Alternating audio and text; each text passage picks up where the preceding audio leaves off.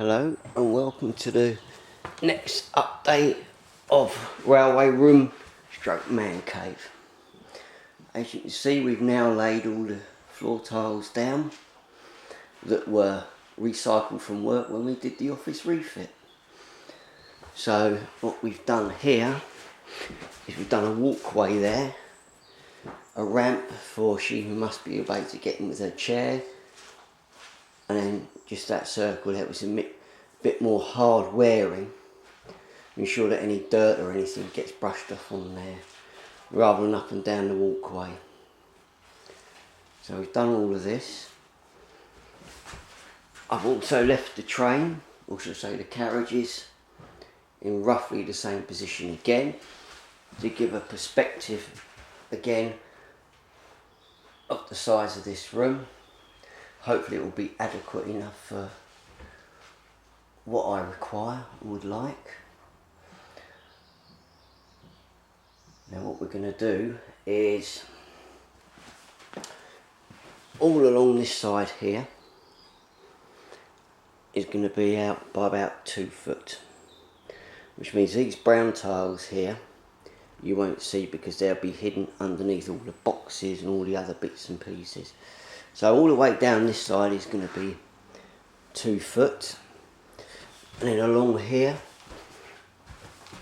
and around all the end wall is going to be roughly about 2.5 foot along there, and then all this edge here all the way along, all the way along, all the way along is going to be 2.5 foot until we get to this part here, which is the entrance. So we've had to slightly modify the idea here. So where we have to come in, this part along here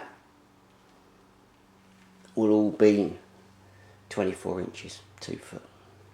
And then when you get to this edge here, that will be exactly the same length, or width should I say, as that, which is just over 2 foot. Now some people might say, why haven't you painted it all the way to the bottom? Good point.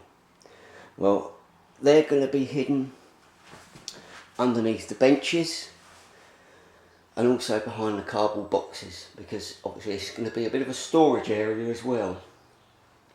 So the plan is to have a 2-tier type bench work.